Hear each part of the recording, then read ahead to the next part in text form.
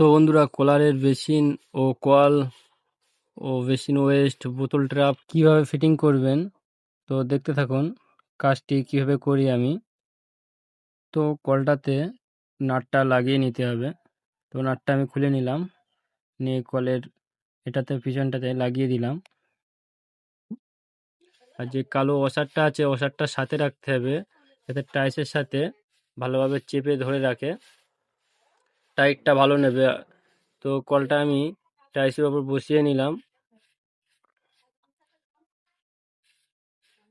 তো নিচেতে ওয়াশার আর চাদনারটা দিয়ে টাইট দিয়ে দিলাম। এটাকে প্লাস দিয়ে বা রেঞ্জ দিয়ে টাইট দিয়ে নিতে হবে যাতে টাইট হয়ে থাকে। তো এটাকে প্লাস দিয়ে আমি টাইটটা দিয়ে নেব।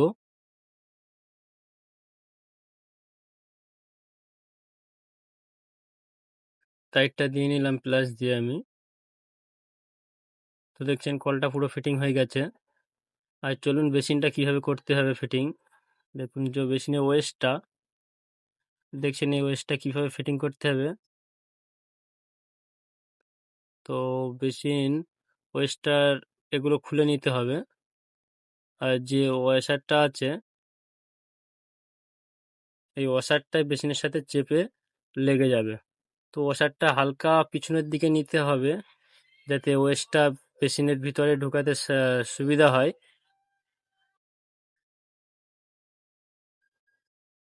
তো দেখুন ওয়েস্টটা একটু হালকা ভিতরের দিকে ঢুকিয়ে দিতে হবে যাতে ওয়াশারটা পিছনের দিকে নিতে হবে যাতে পুশ করতে সুবিধা হয়।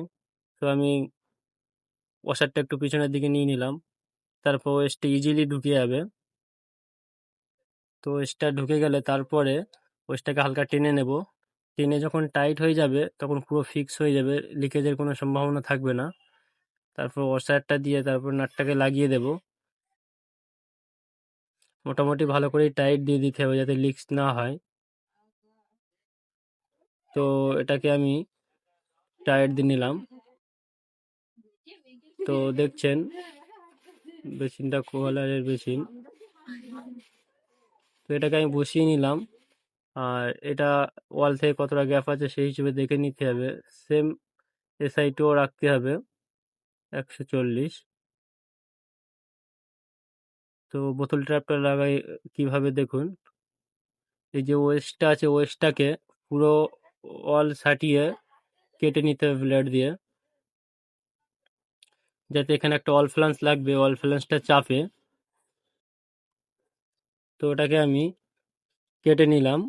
আর যে ওয়াল ফ্লাঞ্চটা আছে, এই ওয়াল ফ্লাঞ্চটা এইখানে চেপে যাবে।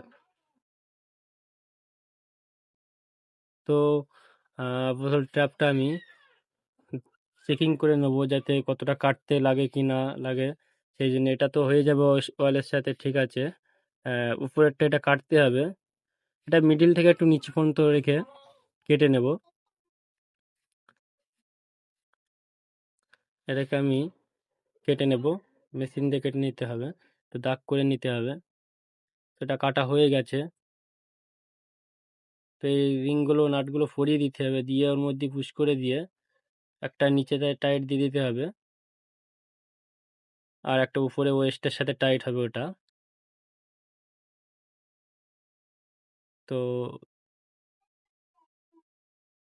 তো অল ফ্লান্সটা আমি পরিয়ে নেব ওর সাথে। তারপর এখানে একটা ওয়াশার দিয়ে এটাকে টাইট দিয়ে দেবো যাতে লিকেজ না হয় জলটা। তো একটু পুটিং নিয়ে ওয়েস্টের ভিতরে চেপে চেপে পুশ করে দিতে হবে যাতে জলটা লিকেজ না হয়। তো টাইলসের গ্যাপগুলোও মেরে দিলাম একেবারে পুটিংটা দিয়ে। পুরো এটাই পুটিং দিয়ে ভর্তি করে দিতে হবে। তারপরে ওয়াল ফ্লান্সটা চেপে দিতে হবে ওয়ালের সাথে। পুরো ফিক্স হয়ে গেল আমার বোতল ট্রাপ।